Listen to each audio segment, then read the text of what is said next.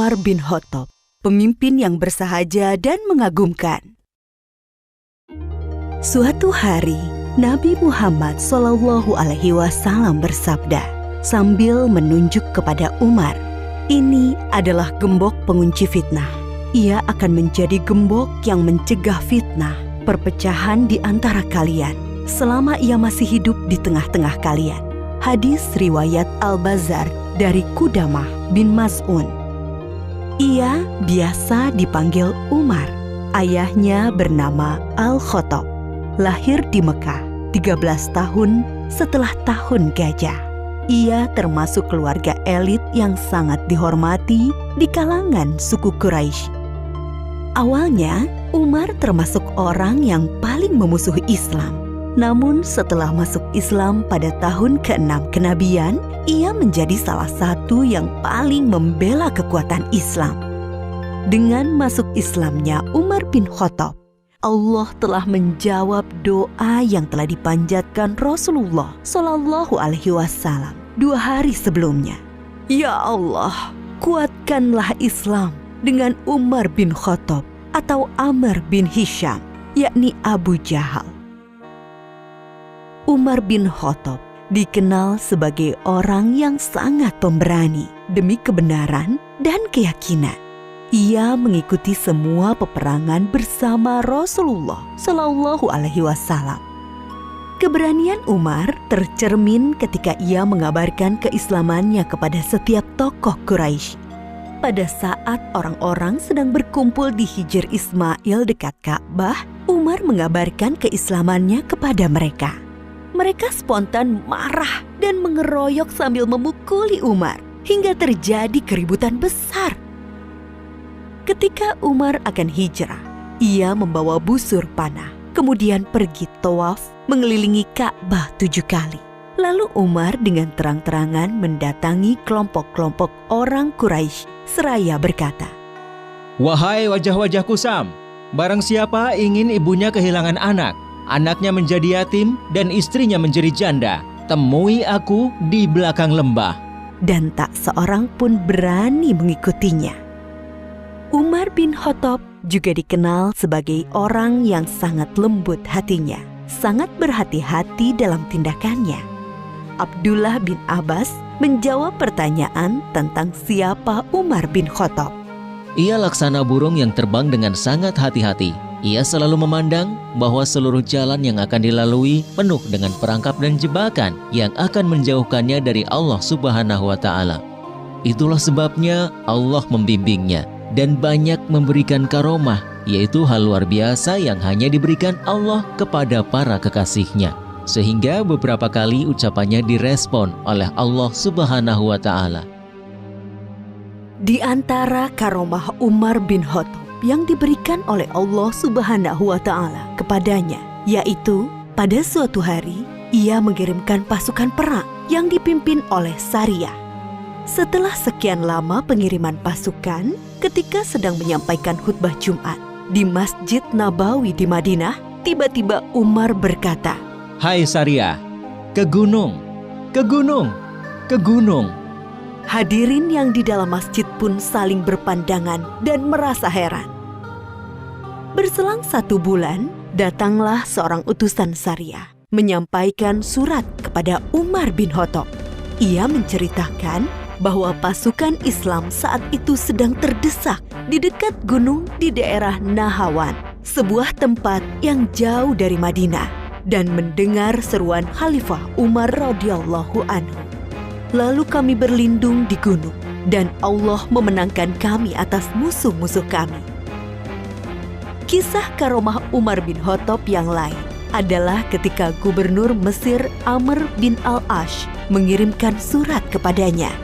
Amr bin Al-As telah menghapus kebiasaan orang-orang Mesir yang mengorbankan seorang gadis untuk Sungai Nil. Namun belakangan hari setelah itu, air Sungai Nil mengering. Lalu Umar bin Khattab menjawab surat gubernur Mesir itu sambil melampirkan sebuah catatan kecil yang bertuliskan, "Dari hamba Allah, Amirul Mukminin Umar bin Khattab amma ba'du. Hai Sungai Nil, jika engkau mengalir karena dirimu sendiri, maka janganlah engkau mengalir. Namun jika airmu dialirkan oleh Allah Subhanahu wa Ta'ala, maka mintalah kepada Allah yang Maha Kuasa untuk mengalirkan airmu kembali. Setelah Amr bin Al-Ash melemparkan catatan Umar tersebut ke dalam sungai Nil, lalu Allah Subhanahu wa Ta'ala mengalirkan air sungai Nil dengan sangat deras. Di kalangan para sahabat dan orang-orang dekatnya, Umar dikenal sebagai sosok pemimpin yang sangat sederhana dan sangat bersahaja. Hal itu tercermin dari pernyataannya ketika ia menolak pemberian para sahabat karibnya berupa budak perempuan untuk membantu tugas-tugas rumah tangganya. Umar berkata, Tidak pantas Amirul Mukminin memiliki seorang budak perempuan. Itu tidak halal baginya. Sesungguhnya ia adalah harta milik Allah. Tidak ada harta Allah yang halal bagi Umar selain 2 setel pakaian. Setelan untuk musim dingin dan setelan untuk musim panas. Dan aku tidak pernah memakai pakaian itu untuk berhaji atau umroh. Adapun makananku dan keluargaku sama dengan makanan orang Quraisy, dari kelas yang tidak terlalu kaya dan tidak terlalu miskin. Selebihnya aku hanyalah seorang lelaki dari kaum muslimin. Umar mendidik keluarganya untuk bersahaja. Ketika ia datang ke rumah salah seorang anaknya yang bernama Ashim, Umar melihatnya sedang makan daging. Umar bertanya, Apa ini? Aku ingin sekali makan dengan daging. Jawab Ashim, Apakah setiap makanan yang kau inginkan akan kau makan? Sergah Umar. Sungguh, seseorang dianggap sebagai pemboros jika ia selalu menuruti apa yang diinginkannya. Imbuh Umar. Bahkan Umar mengharuskan para pejabatnya untuk bersikap sederhana dan bersahaja. Jika Umar mengangkat seorang pejabat negara, ia menuliskan kontrak politik. Isinya sang pejabat tidak boleh hidup di atas standar masyarakat umum, baik kendaraan, pakaian, maupun makanan. Umar memegang jabatan khalifah, yaitu pemimpin tertinggi umat Islam, berdasarkan wasiat dari Abu Bakar Asy-Siddiq pada tahun 13 Hijriah. Di masa pemerintahannya, Umar banyak menaklukkan kota-kota besar di beberapa negara di benua Asia dan Afrika, seperti kota Himsho, Aleppo, Antokia di Suriah, Basrah, dan Kufah di Irak, Tobariyah di Yordania, dan beberapa kota lainnya di Mesir, Libya, dan Maroko. Jasa-jasa Umar bin Khattab untuk kaum muslimin sangat banyak. Ia telah menetapkan dan menuliskan penanggalan Islam yang kita kenal sekarang dengan penanggalan Hijriah.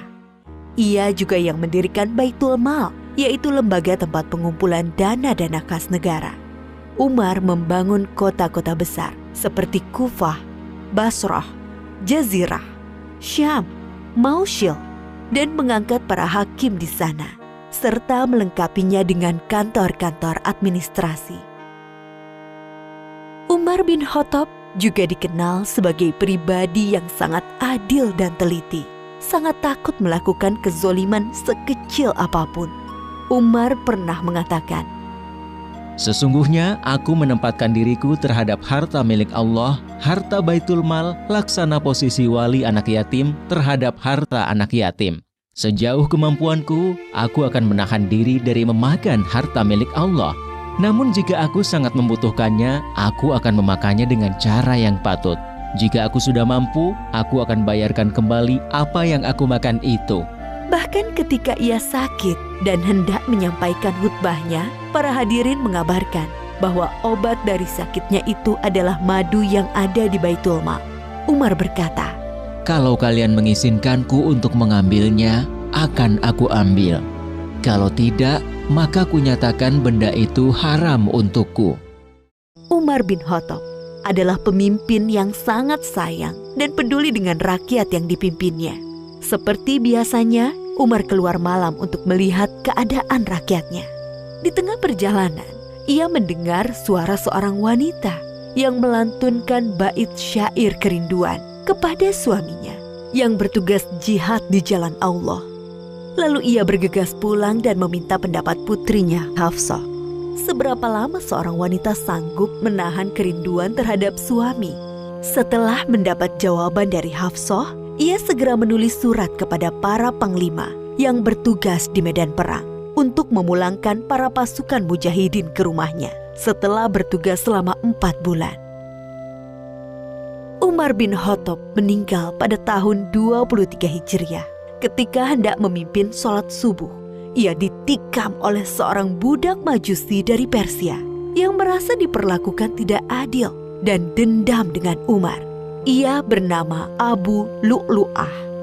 Menjelang ajalnya tiba, Umar berkata, Ketahuilah, sesungguhnya aku ingin keluar dari dunia ini dengan timbangan yang seimbang. Tidak terlalu memberatkanku dan juga tidak terlalu meringankanku. Ia melanjutkan, Andaikan aku memiliki emas sebesar bumi, niscaya akan kupakai sebagai tebusan kengerian perjalanan yang akan kuhadapi. Adapun persoalan khalifah, kuperintahkan agar dimusyawarahkan oleh Utsman bin Affan, Ali bin Abi Thalib, Zubair bin Awam, Abdurrahman bin Auf, Sa'ad bin Abi Waqqas, dan Tolhah bin Ubaidillah. yang akhirnya mengerucut kepada terpilihnya Utsman bin Affan. Umar juga memerintahkan putranya yang bernama Abdullah untuk memeriksa hutang-hutangnya dan berpesan, Kalau kekayaan harta keluarga Umar cukup untuk membayarnya, maka bayarlah dari harta mereka. Namun, jika tidak mencukupi, maka mintalah dari Bani Adi. Kalau masih tidak mencukupi, maka mintalah dari orang-orang Quraisy. Umar berpesan, Pergilah menemui Ummul Mukminin Aisyah dan katakan bahwa Umar meminta izin untuk dikebumikan bersama 2 sahabatnya. Abdullah pun pergi menemui Aisyah dan mengulangi kata-kata ayahnya. Aisyah menjawab, tadinya aku menginginkan tempat itu untuk diriku sendiri, tapi kini aku lebih mementingkan ia daripada diriku. Dan akhirnya Umar bin Khattab dimakamkan di samping makam 2 sahabatnya, yaitu Muhammad Rasulullah Shallallahu Alaihi Wasallam dan Abu Bakar As-Siddiq radhiyallahu anhu. Dari sosok Umar bin Khattab, kita bisa banyak bercermin dan belajar tentang kepemimpinan hebat yang sangat mengagumkan. Setiap orang hendaklah berusaha membiasakan hidup sederhana, termasuk pemimpin, meskipun ia mendapatkan banyak fasilitas dari posisi dan jabatannya. Alangkah mulia seseorang yang memiliki sifat peduli dan kasih sayang kepada sesama makhluk Allah, termasuk kepada hewan. Begitulah Islam mengajarkan seorang pemimpin yang tegas dan kuat, namun memiliki sifat sayang dan peduli, akan terhindar dari sifat aniaya. Kemuliaan hidup tidak selalu hadir dari kedudukan seseorang, tidak pula ketenarannya. Seringkali kemuliaan hidup lahir dari sifat rendah hatinya, sikap kehati-hatiannya, sikap pembelaannya kepada yang lemah, juga dari karya nyata yang dapat dimanfaatkan orang banyak di sekitarnya.